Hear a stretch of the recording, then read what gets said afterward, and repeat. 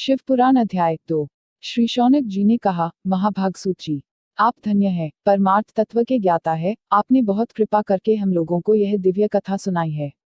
निश्चित ही भूतल पर इस कथा के समान कल्याण का कोई दूसरा सर्वश्रेष्ठ साधन नहीं है, यह बात निश्चय ही आज हमने आपकी कृपा से समझ ली है। सूत जी, कलयुग में इन कथाओं के द्वारा कौन कौन से पापी शुद्ध होते हैं, उनका कृपा पूर्वक वर्णन कीजिए एवं इस जगत को कृतार्थ कीजिए।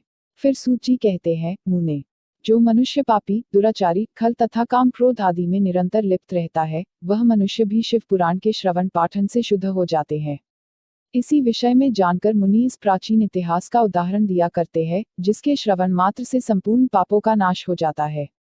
प्राचीन काल की बात है, कहीं किरातों के नगर में एक देवराज नामक ब्राह्मण रहता था। देवराज ज्ञान में अत्यंत दुर्बल, दरिद्र, रस बेचने वाला तथा वैदिक धर्म से विमुख था।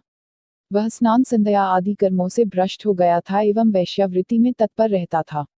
उसका नाम था देवराज। वह अपने ऊपर विश्वास करने वाले लोगों को ठगा करता था। उसने ब्राह्मणों, क्षत्रियों, वैश्यों, क्षुद्र तथा दूसरों को भी अपने बहानों से मारकर उन सबका धन हड़प लिया था।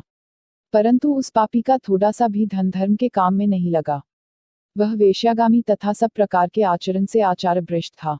एक दिन देवराज घूमता हुआ प्रतिष्ठानपुर, झुसी, प्रयाग में जा पहुंचा। वहां पर उसने एक शिवालय देखा, जहां बहुत से साधु महात्मा एकत्र हुए थे। देवराज उस शिवालय में ठहर गया, परंतु वहां उसे ज्वर आ गया। उस ज्वर से उसे बहुत अधिक पीड़ा होने लगी।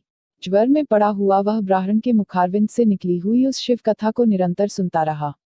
1 मास के बाद वह ज्वर से अत्यंत पीड़ित होकर चल बसा। उसकी मृत्यु के पश्चात यमराज के दूत आए और उसे पाशों में बांधकर बलपूर्वक यमपुरी ले गए। इतनी ही देर में शिवलोक से भगवान शिव के पार्षदगण आ गए। उनके गौर अंग कर्पूर के समान उज्ज्वल थे, हाथ त्रिशूल से सुशोभित थे, उनके संपूर्ण अंग भस्म से चमक रहे थे तथा रुद्राक्ष की मालाएं उनके शरीर की शोभा बढ़ा रहे थे। वे सभी क्रोधपूर्वक यमपुरी गए और यमराज के दूतों को मारपीट कर बारंबार धमकाकर उन्होंने देवराज को उनके चंगुल से छुड़ा लिया और अत्यंत अद्भुत विमान पर बैठा कर जब वे शिवदूत कैलाश जाने को उद्यत हुए, उस समय यमपुरी में भारी कोलाहल मच गया। उस कोलाहल को सुनकर धर्मराज अपने भवन से बाहर आए। साक्षात दूसरे रुद्रों के समान प्रतीत होने वाले उन चारों दूतों को देखकर धर्मज्ञ धर्मराज ने उनका विधिपूर्वक पूजन किया और अपनी ज्ञान दृष्टि से बस देखकर ही सारा वृतांत जान लिया। उन्होंने भय के कारण भगवान शिव के उन महात्मा दूतों से कोई बात नहीं पूछी, अपितु उन सब की पूजा एवं प्रार्थना की। तत्पश्चात वे शिवदूत कैलाश को चले गए और वहां पहुंचकर उन्होंने उस ब्राह्मण को दयासागर सांप शिव के हाथ में दे दिया।